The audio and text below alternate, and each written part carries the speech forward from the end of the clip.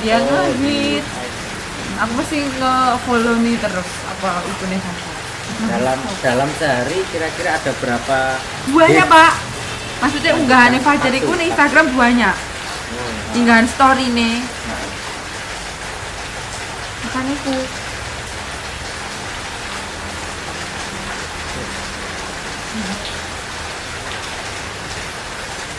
dino iki nek iki, dino iki nek iki, dino iki nek iki.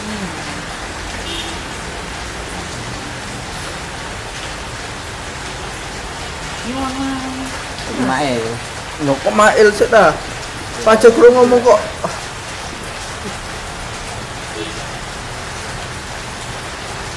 Fajar gak enak ide. Mas Fajar kok kelihatannya sibuk sekali. Sedang mengerjakan apa, Mas? Boleh. Proyek. Lagi browsing ya, Mas? Tidak.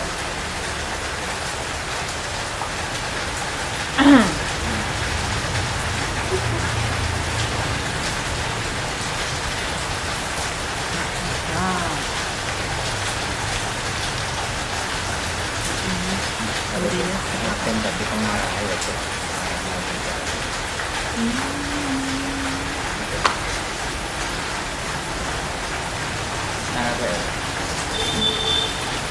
Selamat malam teman-teman. Jumpa lagi dengan wacana malam tanpa bersin yang masih tetap setia dengan Madhab Sumalowari. Kali ini kita akan mengupas lebih dalam lagi tentang generasi Z bagian kedua, karena generasi Z yang bagian pertama tempo hari masih belum banyak hal yang bisa digali di sana. Untuk itu saya ingin menggali informasi lebih dalam lagi mengenai pengaruh generasi Z terhadap kelangsungan kehidupan bebrayan. Untuk itu saya terlebih dahulu ke arah Ismail. Untuk Ismail, sebenarnya pengaruh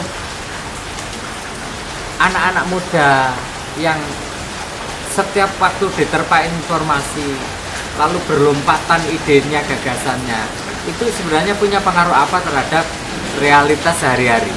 Silahkan Mas Mail.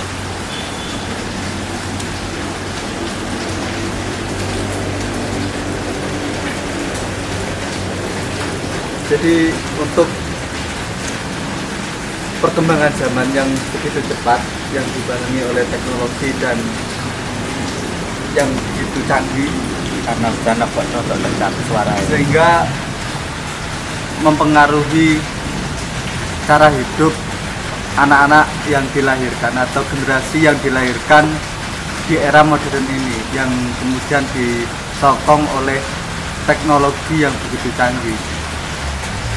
Kemudian dengan teknologi yang begitu canggih, generasi sekarang itu dalam menyerap informasi yang datangnya dari banyak sumber, tak terbatas, kemudian mempengaruhi dalam kehidupan sehari-hari generasi sekarang. Jadi generasi sekarang itu lebih mudah untuk dipengaruhi informasi-informasi yang masuk, karena informasi itu tidak terbatas di generasi sekarang. Nah, kemudian hubungannya dengan pengaruh terhadap bebrayan atau apa bahasa Indonesia nih, Pak? Bebrayan itu hubungan bermasyarakat itu akan semakin berkurang karena kehidupan anak sekarang itu lebih cenderung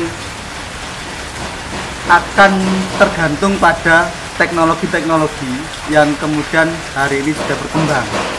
Jadi untuk masalah bebrayan secara langsung kepada sesama manusia, terus kemudian kepada lingkungannya, ini berkurang karena sudah adanya teknologi seperti HP dan seterusnya itu. Kemudian munculnya media sosial dan seterusnya itu, kemudian hubungan-hubungan yang kemudian jauh itu bisa dijangkau dan kemudian melupakan yang kemudian ada di sekitarnya. Jadi hubungan-hubungan yang dilakukan generasi sekarang itu kemudian hubungan-hubungan yang sifatnya tidak real atau tidak nyata, yakni dengan lingkungannya, dengan orang-orang terdekatnya, melainkan hubungan-hubungan dengan yang kemudian berhubungan dengan jauh, yang tidak nyata atau biasa kita sebut media sosial itu sendiri. Kemudian biasanya celakanya gini, dengan berkembangnya teknologi yang begitu pesat, ini kemudian berpengaruh pada cara pandang dan cara pikir generasi sekarang yang kemudian lebih mencari satu informasi yang kemudian mendukung kehendak apa yang kemudian menjadi satu ambisinya untuk sebuah pembenaran-pembenaran yang kemudian akan menjadikan apa yang dihendakinya itu matang, dan kemudian tidak mau mencari kebenaran-kebenaran yang luas. Jadi perkembangan teknologi yang begitu pesat ternyata tidak menjadikan generasi sekarang lebih luas dalam berpengetahuan, malah menyempitkan pengetahuan generasi sekarang. Saya rasa sih itu untuk dampak yang kemudian selama ini yang bisa dirasakan oleh teman-teman atau generasi sekarang. Saya rasa sih itu. Dan kemudian dengan munculnya teknologi dan seterusnya itu, mereka lebih cenderung malas, artinya malas untuk menggali, malas untuk mencari, malas untuk berproses dan seterusnya itu karena mudahnya informasi yang kemudian didapat. Karena saya sih itu untuk pengaruh generasi Z terhadap bebrayan atau berhubungan dengan masyarakat. Jadi kalau bisa saya simpulkan, generasi Z yang Anda kritisi tadi itu sebenarnya adalah sebuah peristiwa di mana empirisme itu mengalami penggerusan. Jadi ada semacam migrasi dari wilayah empirisme migrasi ke arah wilayah hiperrealitas. Lah karena empirisme ditinggalkan, maka kemudian Anda ada ambiguitas di sana. Di satu sisi sang generasi itu tetap terjebak pada cara hidup yang fisik, yang jasmani, di mana relasi-relasi lama itu lebih dominan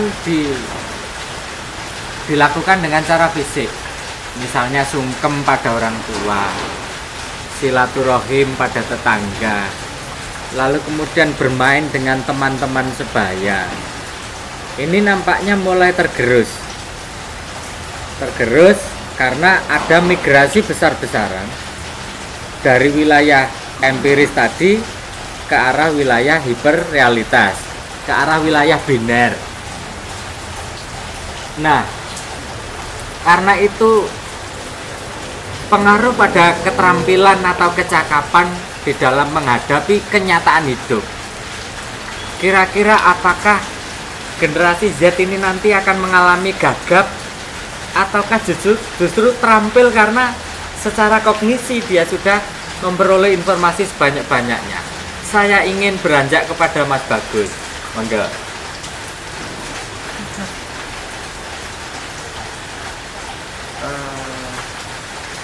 Apakah nanti generasi Z gagap? Kalau menurut saya tidak juga, karena justru mereka malah lebih cepat untuk mendapatkan informasi, untuk mengetahui sebuah sistem yang itu belum mereka ketahui. Jadi tinggal menggunakan gadget, tinggal menggunakan IT, maka mereka dapat langsung mengakses pengetahuan yang belum mereka ketahui tanpa harus bertanya kepada orang lain atau teman-temannya. Jadi Pak Syahid itu. Ya, yang saya maksud adalah kenyataan hidup yang keras, yang kejam, yang atos, yang seperti ini real.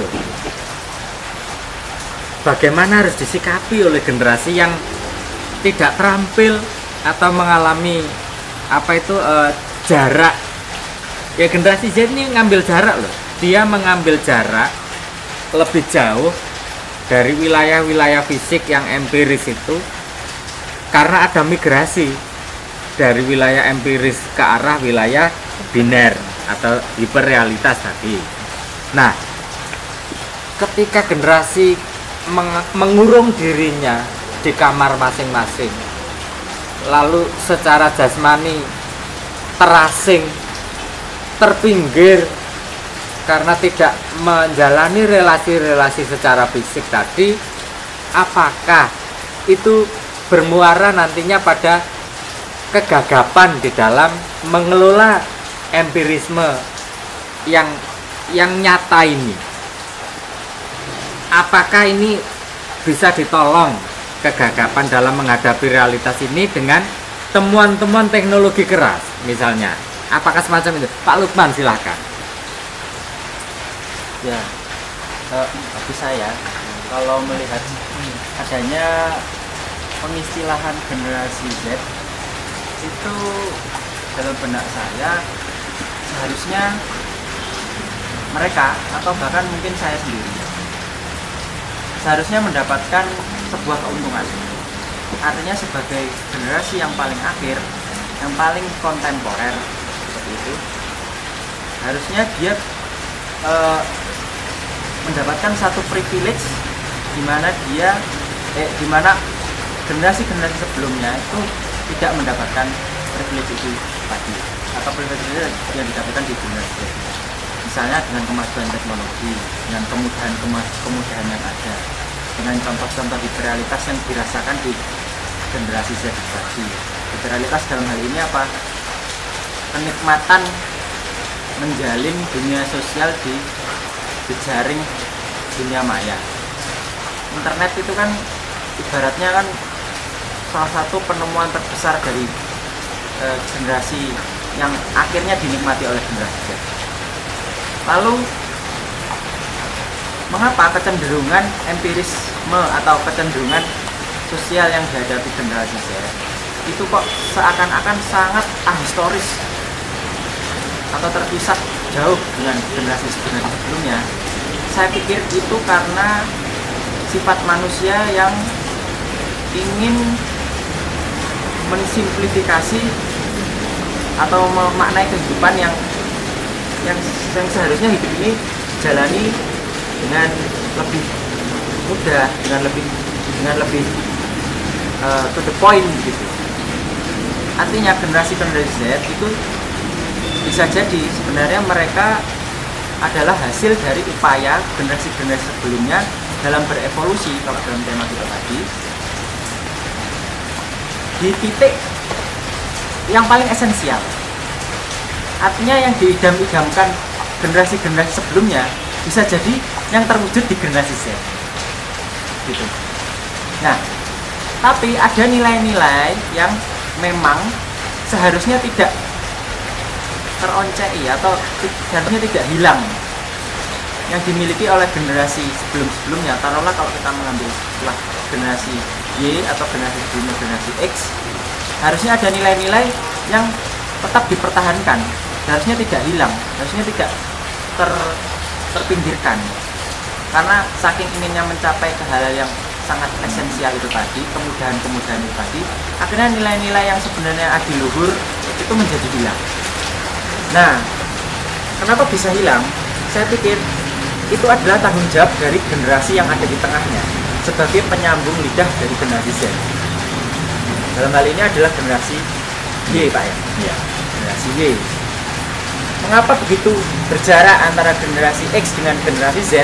Itu karena adanya absensi dari generasi Y dalam mendistribusikan nilai-nilai yang ada. Karena saking inginnya mencapai hal yang sangat substansial itu tadi, mensimplifikasi kenyataan hidup, akhirnya muncullah sebuah pola kehidupan yang diadaptasi oleh generasi Z. Nah, lalu bagaimana peran generasi Y seharusnya agar tidak ahistoris, bahwasanya generasi Z itu ada tidak ansih terlepas dari generasi-generasi sebelumnya. Jadi dia tidak berduduk gitu saja langsung mengada gitu. Seharusnya generasi Z juga dapat menyadari bahwa dirinya itu ada karena generasi-generasi sebelumnya. Contohnya, misalnya kalau kita membahas tadi dalam hal musik saja, dalam hal musik, kira-kira saya ingin bertanya kepada teman-teman di sini, selera musik teman-teman di zaman sekarang itu sama enggak sama selera musik sama generasi-generasi sebelumnya, misalnya generasinya bapak ibu atau kakek neneknya, kira-kira tahu nggak musik-musik di tahun 90-an atau tahun 80-an? Coba, monggo. Nggak tahu, Pak. Tahu. Nggak tahu, tapi pernah dengar ya lagunya seperti itu tahun 90-an. Terus gimana, Pak? Kira-kira kenapa kok bisa tidak tahu? Apakah memang akses Iya, Bu. informasi yang sudah tidak up to date begitu, sehingga tidak ada keinginan untuk mencari tahu sebenarnya atau mencari asal usul musik yang ada sekarang ini sebenarnya juga ada karena musik-musik sebelumnya? Iya, ya nggak seberapa suka musik sih Pak. Ya suka, ya dengerin, tapi nggak yang terlalu suka gitu sih, enggak. Jadi ya biasa aja dengerin misalkan lagu-lagu dulu, ya udah didengerin. Lagu yang paling disukai lagu apa? Lagu yang enak didengerin ya suka gitu aja sih Pak. Nggak ada contohnya. lagu dangdut suka. Lagu dangdut suka, tapi lagu dangdut yang dangdut dulu. Oh, dangdut dulu. Maggie Z, Mansion Benar suka. Iya, suka. Berarti ada sebuah anomali yang saya temukan, bahwasanya tidak selalu generasi yang kekinian itu ahistoris terhadap pengetahuan yang ada sebelumnya. Artinya generasi sekarang pun juga menyukai hal-hal yang berbau tempo dulu. Contohnya Mbak Risti menyukai musik dangdut yang dibawakan di eranya Rhoma Irama, Maggie Z. Berarti kan ada sesuatu yang sebenarnya tidak otentik di situ. Artinya generasi Z pun juga ada yang seperti Mbak Listi. Saya ingin tahu dari pendapat yang lain. Atau mungkin Pak, Dalam bermusik,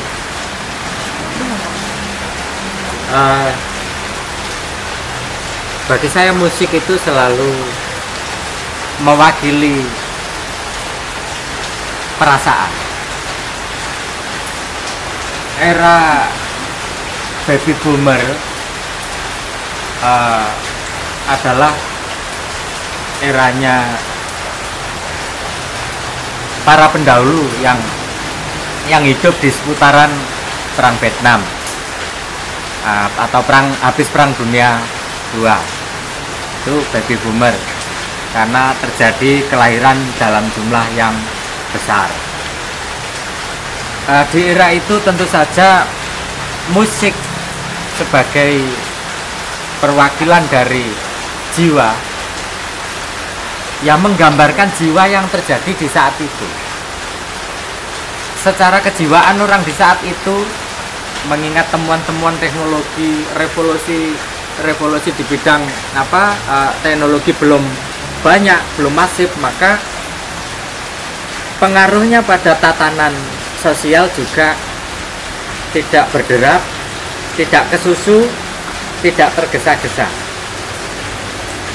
Sehingga masyarakat yang berdiri di atas bangunan ketidaktergesa-gesaan semacam ini langgamnya lebih halus. Satu. Yang kedua, temuan-temuan elektronik yang bisa mengeluarkan bebunyian aneh-aneh itu juga belum ada. Sehingga genrenya ya seperti itu. Genrenya musiknya orang seangkatan generasi baby boomer ya seperti itu. Lalu kemudian ini berubah manakala generasi X mulai mengisi zaman. Generasi X di sana sudah mulai ada aneh-aneh, genre sudah mulai aneh-aneh.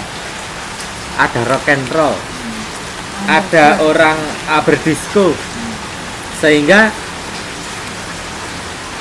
ada semacam langgam yang lebih berderap. Kenapa lebih berderap? Karena teknologi mulai ditemukan lebih banyak. Lalu kemudian revolusi di bidang elektronika yang bisa menghasilkan bebunyian juga mulai aneh.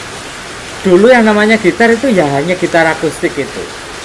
Begitu gitar memperoleh teknologi elektronika, maka keluarlah bebunyian yang hari ini kita kenal dengan efek, sehingga bisa meraung gitar itu. Maka genrenya agak bergerak, sehingga mulai ada rock di sana. Begitupun dengan generasi Y. Di saat generasi Y ini Jepang luar biasa. Dia menemukan synthesizer, keyboardnya lebih banyak warna-warni bebunyiannya, sehingga mulailah muncul techno, mulai ada pop alternatif dan sebagainya. Lalu kemudian saya memperoleh pengakuan dari salah satu anak generasi Z yang mengatakan bahwa kalau generasi hari ini hadir lalu mencoba meng-create sebuah musik, itu kesulitannya luar biasa tinggi, karena satu bar nada diaplikasikan ternyata sudah dipakai orang, mau menggunakan ini dipakai orang, akhirnya tidak ada ruang bagi generasi Z sekarang dan yang akan datang untuk bisa menciptakan sebuah tangga nada secara original, karena hampir semua ruang sudah dipenuhi oleh generasi-generasi sebelumnya. Ada semacam siasat yang dilakukan oleh generasi Z di dalam supaya dia tidak dicap sebagai plagiasi, maka dia memainkan tempo. Tangga nadanya mungkin ada kemiripan-kemiripan dengan yang terdahulu, tetapi temponya yang dimainkan lebih speed, lalu bebunyiannya dibuat seolah-olah efeknya lebih kaya dan beda dengan yang dulu. Mereka juga piawai memainkan volume. Jadi volumenya dimainkan. Makanya kadang-kadang ada suara ngek itu itu permainan volume. Lalu inilah yang kemudian lahir genre baru yang entah apa namanya. Yang genre ini sebenarnya mewakili perasaan generasi hari ini, generasi Z. Apa perasaan generasi Z hari ini?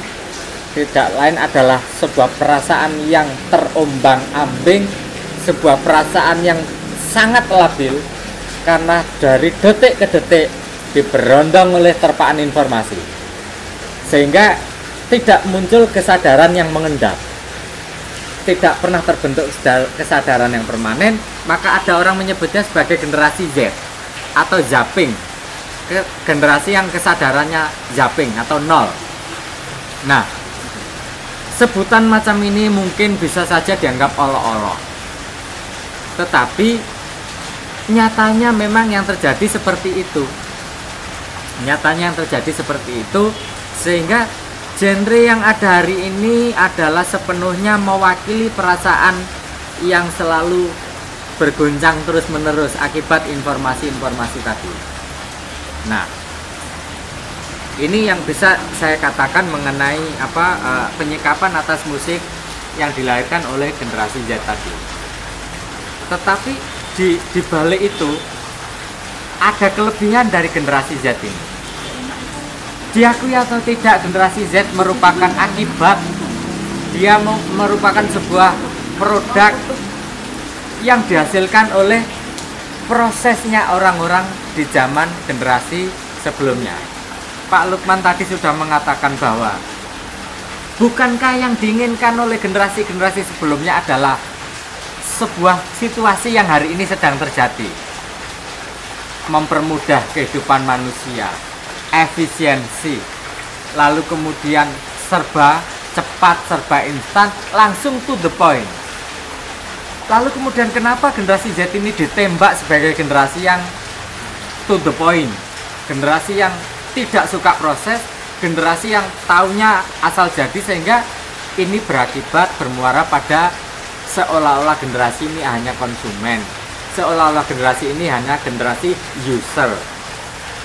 Lah kondisi konsumen, kondisi user ini yang kemudian menjadi persoalan di sana, dianggap sebagai sebuah patologi yang seolah-olah ini harus disembuhkan.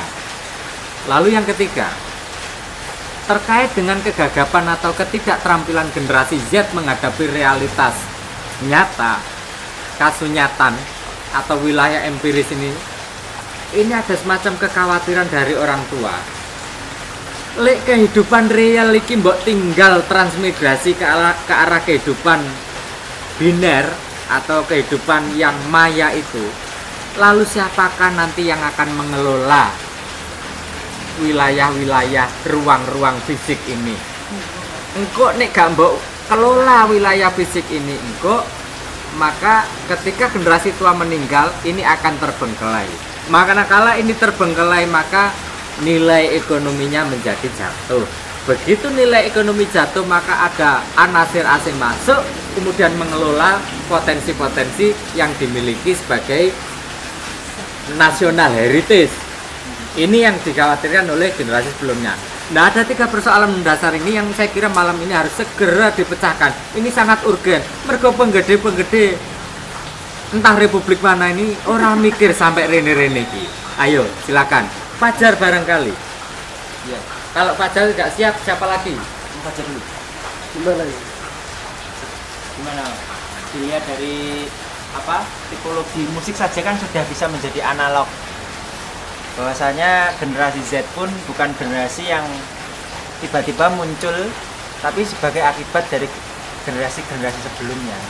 Namun dibalik itu ternyata generasi Z juga menyimpan banyak potensi yang sebenarnya potensi ini bisa dianggap sebagai ancaman, seperti itu bagi masa depan yang kita dambakan atau yang kita inginkan di generasi kita setelah generasi kita ini. Kira-kira gimana menurut Mas Fajar? Jadi kalau menurut saya pribadi, generasi Z ini sebenarnya kan juga bukan generasi yang benar-benar buruk atau patut dihindari sebenarnya. Sebenarnya tidak. Menurut saya pribadi, karena ini adalah turunan dari generasi-generasi sebelumnya, otomatis generasi Z ini malah sangat menguntungkan, itu sangat diuntungkan gitu. Tapi ada kalanya generasi Z ini selalu melupakan yang namanya adat, yang selalu melupakan namanya adat dan sebagainya, norma-norma dan sebagainya. Karena kita kan di sini sudah memasuki abad ke-20, di mana pada abad ini teknologi dan komunikasi sangat berkembang cepat. Jadi, ketika kita sudah memasuki babak perkembangan baru atau zaman modern, otomatis generasi Z ini adalah sebagai agen perubahan nantinya, seperti itu. Ketika dahulu para tokoh-tokoh, para ilmuwan-ilmuwan telah menciptakan metode-metode dan alat-alat baru, alat-alat canggih, otomatis seharusnya generasi-generasi Z inilah yang akan mengembangkan hal semacam itu. Nah, jadi saya tidak menuntut bahasanya generasi Z ini buruk, tidak. Hanya karena yang dimaksud generasi Z ini adalah generasi yang memang sudah tidak lagi seperti orang-orang dahulu yang meninggalkan norma-norma dari jajah dan sebagainya. Itu mungkin yang jeleknya di generasi seperti ini. Mereka sekarang fokusnya terhadap perubahan, entah itu perubahan seperti apa kita tidak tahu, karena sejatinya orang-orang atau para generasi Z ini kan sebenarnya berbeda pandangan ini. Ada yang pemikirannya maju dan ada yang masih pemikirannya masih bimbang gitu. Karena terlalu banyak informasi-informasi yang masuk sehingga mereka bingung apa yang harus kita lakukan gitu, apa yang harus kita perbuat gitu. Nah, kita lihat saja generasi saat ini yang muda-muda itu kan banyak sekali yang menciptakan inovasi-inovasi baru dan sebagainya. Itu salah satu bahasanya kunci utama di generasi Z saat ini. Mereka tinggal mengembangkan ide-ide mereka, mengembangkan inovasi-inovasi mereka. Nah, yang mau kita bahas di sini adalah generasi Z yang seperti apa? Generasi Z yang merusakkah atau generasi Z yang haus akan namanya sebuah perubahan? Nah, itu yang perlu kita garis bawahi di dalam pembahasan kita kali ini. Seperti itu. Kalau memang yang dibahas tentang generasi yang keinginan perubahan, ya tadi jelas itu banyak sekali orang-orang seperti itu gitu. Itu kalau memang generasi Z yang buruk, yang merusak, itu juga masih banyak juga. Karena kan mereka kan di sini kan victim kan, penderita, korban dan sebagainya. Nah, kita tidak bisa menyalahkan korban, tapi kita menyalahkan pelakunya atau kita menyalahkan siapa yang membuat jatuhnya korban ini. Seperti itu. Gimana? Oke, ditilik dari pendapat Fajar tadi, saya bisa mengambil pelajaran bahwa generasi Z ini tidak sepenuhnya korban. Menurut Fajar dengan bahasa saya, generasi Z ini adalah keniscayaan logis, akibat logis dari apa-apa yang pernah dilakukan oleh generasi terdahulu. Kita tentu masih ingat QWERTY itu diciptakan oleh Johann Gutenberg, sehingga akhirnya menjadi papan kunci itu. Lalu Samuel Morse menemukan alat yang bisa mengirim grafi dari jarak jauh. Lalu kemudian sumbangan yang sangat berharga dari Clifford Hertz, penemuan gelombang atau frekuensi. Kemudian Marconi menemukan radio. Lalu kemudian ketika ini digabungkan semua menjadi sebuah teknologi baru yang di zaman Perang Dunia II itu pernah dipecahkan oleh Turing, Profesor Turing, apa yang disebut dengan mesin sandi perangnya Jerman, ya, yang dipecahkan oleh Profesor Turing, yang kelak di kemudian hari, maksudnya sekarang, malih rupa menjadi teknologi yang namanya adalah komputer.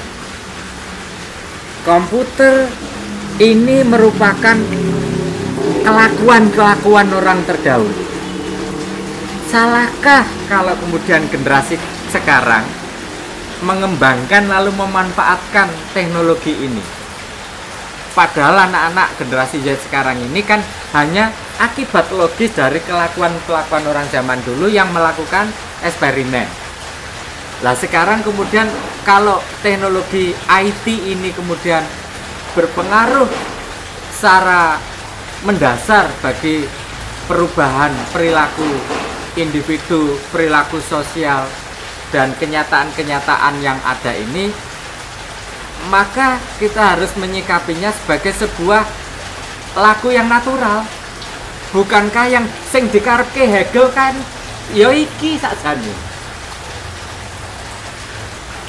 Pengetahuan absolut atau ruh absolut kae wedar nanggone gumlaring alam raya. alam raya kemudian ditangkap oleh kesadaran manusia, lalu kesadaran manusia yang hari ini masih fisik suatu saat kelak akan dimigrasikan menjadi kesadaran biner yang kelak ini akan bermuara pada kesadaran cahaya. Lah, ditilik dari situ kayaknya Pak Lukman yang filosof ini paham, monggo. Jangan saya Mbak Listi ya. Enggak, Pak. Jangan saya aku dulu ya. Lukman. Oke.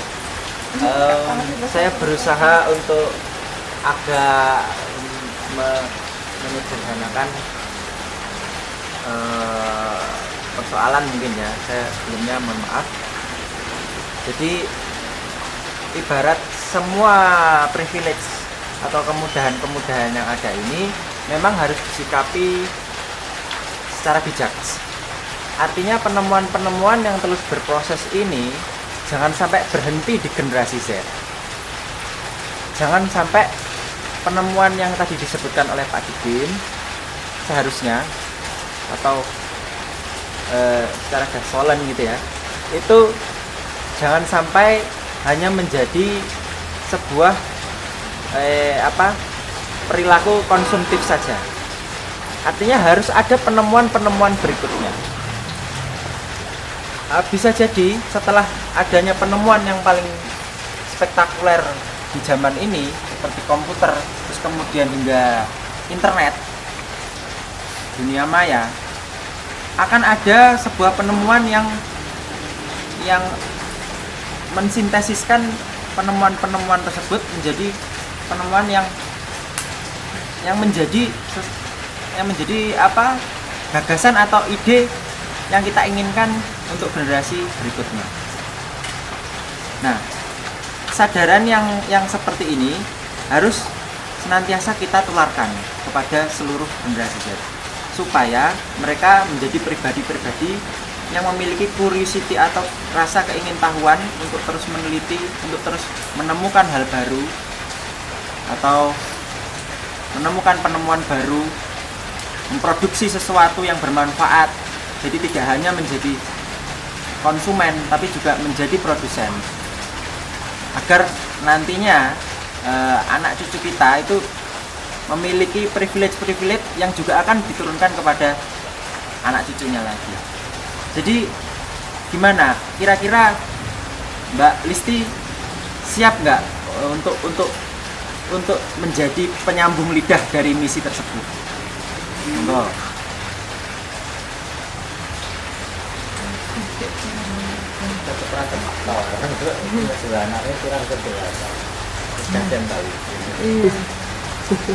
Apa udah lah ngomong Apa ya Pak Lukman? ngomong medsos. Ya. Kalau tadi generasi Z dia jadi tidak tidak jadi konsumen aja, bisa biar jadi produsen. Mungkin saya termasuk generasi Z mungkin kali ya Pak ya. Baru sadar mengaku. Ceto-ceto iya loh, baru sadar. Kita ini semua generasi Z dalam pengertian saya ini secara umur tapi pada saat posisi saya jejaring lalu diterpa informasi yang berguncangan terus-menerus, berarti saya Z. Jadi kita maknai saja yang disebut generasi Z adalah mereka-mereka yang situasinya sedang linglung, dihajar oleh informasi yang tanpa berkesudahan, tidak sempat untuk berpikir karena diterpa terus, sehingga kita akhirnya mengalami kegagapan, kekagetan dan seterusnya, sehingga tidak sempat menjadi produsen tapi hanya konsumen. Nah, yang dimaksud Pak Lukman tadi, Mbak Listi, kapan sampai niki gunakne IT iki ning memproduksi, orang mung maca, orang mung dadi konsumen dari informasi. Ini pada saat gimana? Apa pas pacaran putus apa piye ngono lho? Ayo coba. Kalau menggunakan IT ya apa ya, berlebihan memang saya Pak. Kalau saya dari saya pribadi memang berlebihan, maksudnya kadang ya udah, iya ini dari curhat kan, berlebihan ya. Iya ya, saya menyadari kalau saya jenazah jadi berlebihan menggunakan terutama handphone, terutama ini sering sekali berjam-jam itu gak apa-apa gitu, maksudnya seneng gitu, seneng. Tapi pada suatu waktu, suatu ketika saya juga merasa jenuh, kangen dengan suasana yang bersosialisasi langsung, bersosialisasi sama, maksudnya berkomunikasi langsung, itu kangen seperti itu. Maksudnya enggak ini terus gitu. Jadi ada rasa-rasa dimana saya merasa jenuh dengan gadget, dengan HP terutama itu. Tapi tidak dipungkiri bahwa saya juga perlu HP. Jadi kalau dari saya pribadi memang harus lebih seimbang saja Pak dalam menggunakan gadget, terutama si HP ini, dan menerapkannya itu seimbang di saat apa, gimana, untuk apa. Jadi biar tidak selalu sama HP saja, tapi bisa bersosialisasi dengan yang lainnya. Terus untuk generasi Z yang lain-lain, mungkin saya juga termasuk, kalau saya melihat di lingkungan sekitar itu, PR-nya itu kan sebenarnya tidak salahnya media ataupun perkembangan zamannya, tapi dari individunya atau dari manusianya sendiri kalau menurut saya. Jadi saya yang sedikit sadar dan kita semua yang sedikit sadar itu bisa menggunakannya ya dengan cara yang seperti ini.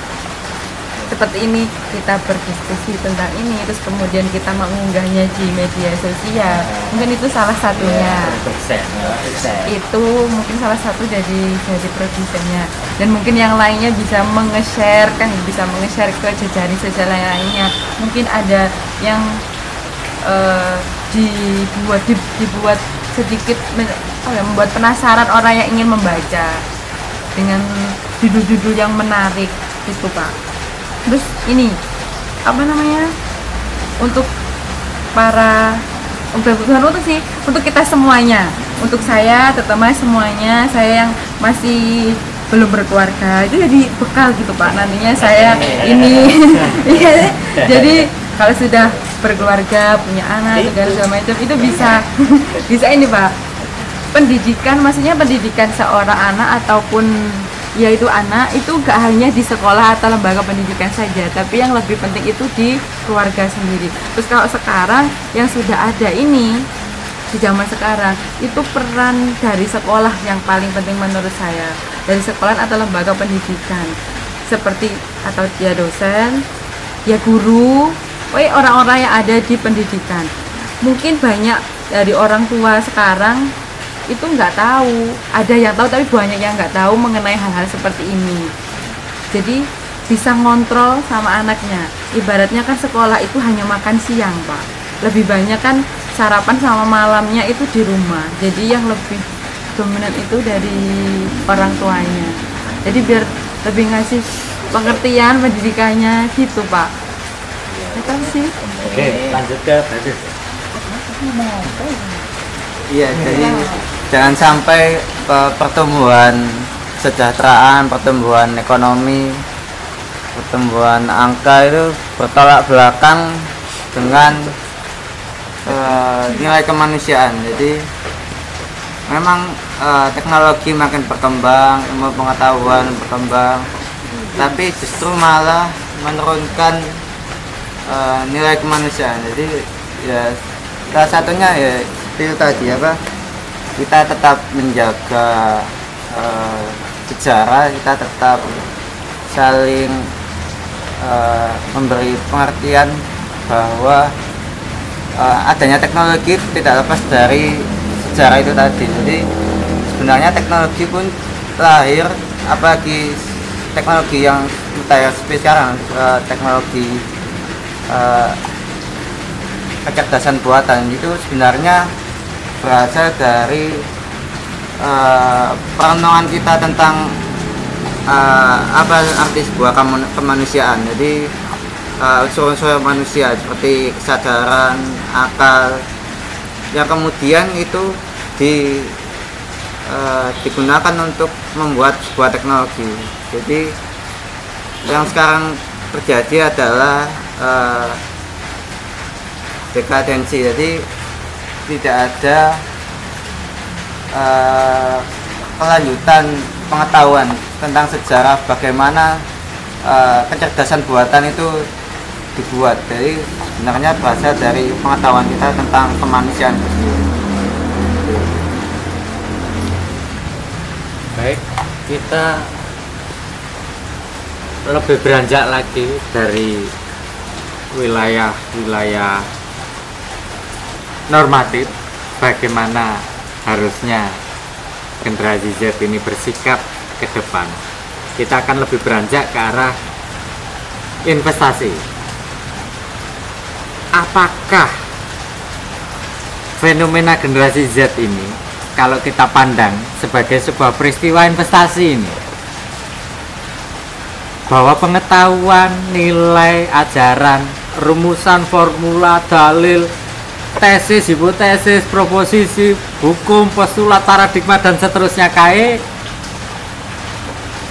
diinvestasikan kepada anak cucu yang akan datang lewat piranti-piranti yang dimiliki oleh generasi Z. Nah, kalau investasi pengetahuan atau sains ini hanya dibebankan pada otoritas-otoritas pendidikan, ini tidak bisa masif dan tidak bisa banyak. Lalu kemudian Google, Yahoo, Bella Vista, dan seterusnya itu mengundang pada seluruh siapa saja untuk menuangkan unek-uneknya, gagasannya, situasi kebatinannya menjadi sebuah narasi-narasi atau serpian-serpian pengetahuan. Kalau ini boleh dianggap sebagai investasi masa depan, saya ingin beranjak ke Pak Lukman. Apakah generasi alfa yang akan datang nanti kelak akan bisa mengembangkan investasi pengetahuan yang terekam di dalam piranti-piranti software semacam ini, yang biner itu? Silakan Pak Lukman. Generasi yang alfa, kalau itu berarti generasi awal berarti. Bukan, alfa itu setelah Z nanti. Oh, setelah Z akhirnya ada siklus mengalami perputaran kembali. Kesadaran saya.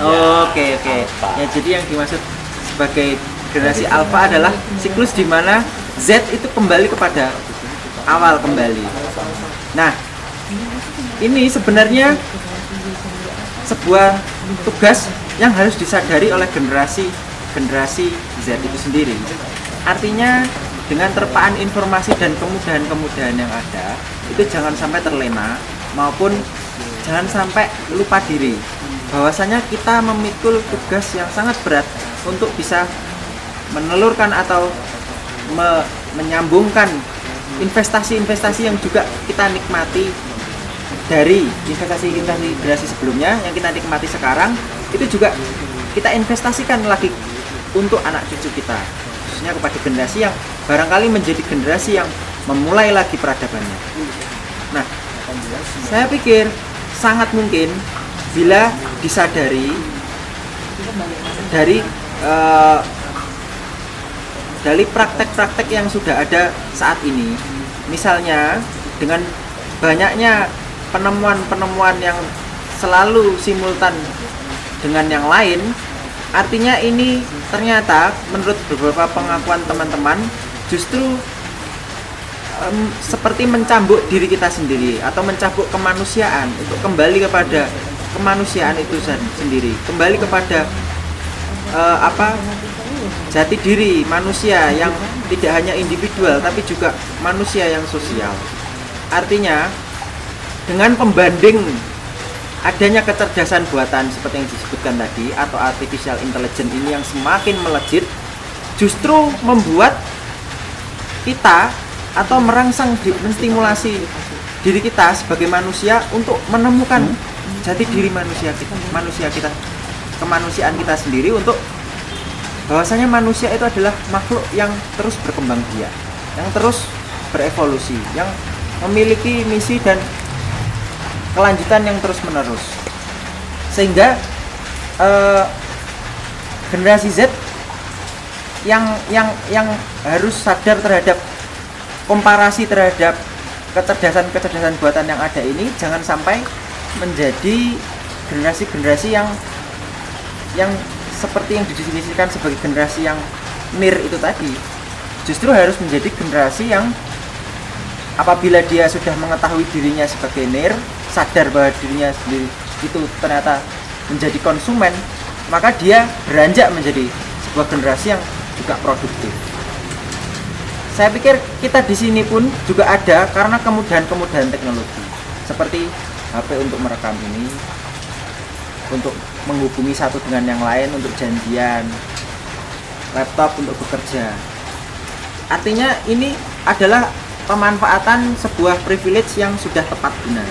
Tapi juga tidak menampik kemungkinan ada generasi Z yang linglung sehingga menyalahgunakan kemudahan-kemudahan ini untuk justru malah membuat sebuah praktek-praktek yang sebenarnya bobrok Pak ya. Seperti itu deh. Jadi ya seharusnya dengan adanya hal-hal seperti ini bisa menyadarkan kita bahwa kita ini selain sebagai makhluk yang menghargai dirinya, tapi juga sebagai penyambung lidah bagi generasi sebelumnya maupun generasi yang akan datang. Saya pikir nanti ketika kembali kepada siklus awal lagi, di mana ada penemuan-penemuan yang baru, akan ada generasi Omega, di mana generasi itu benar-benar mengalami puncak kesadaran, di mana generasi itu benar-benar ini adalah sebuah gagasan atau ide yang sebenarnya ingin diwujudkan oleh seluruh umat manusia, saya pikir, yaitu mencapai sebuah kesejahteraan, sebuah kemanusiaan yang benar-benar memanusiakan manusia, yang benar-benar menjadi manusia yang sadar akan dirinya dengan korelasinya dengan alam, karena kita tinggal di bumi ini juga bukan karena manusia itu sendiri, tapi karena ada alam ini sendiri, di mana kita duduk di sini, di mana kita bisa bertempat bermukim. Artinya kita juga menjadi generasi yang memiliki kesadaran. Jadi kesadaran yang seperti itu sebenarnya yang ingin kita capai atau kita tuju. Barangkali ada teman-teman atau Pak Didin ingin memberikan agenda. Kalau sudah dikerucutkan ke arah bahwa generasi Z ini harus ya sebagai produsen gagasan, produsen kesadaran, maka bisa atau tidak saya terpaksa bicara kalimat berikut ini, bahwa peradaban lahir, tumbuh, besar, mati, kemudian mengalami katastrof. Dari katastrof yang satu ke katastrof yang lain. Kelahiran, maturity, lalu kebangkrutan, kehancuran, lalu lahir lagi, besar, hancur. Seterusnya ini seolah-olah semacam siklus. Saya punya harapan besar kepada generasi Z ini untuk menyimpan kesadaran universal ini dalam rekaman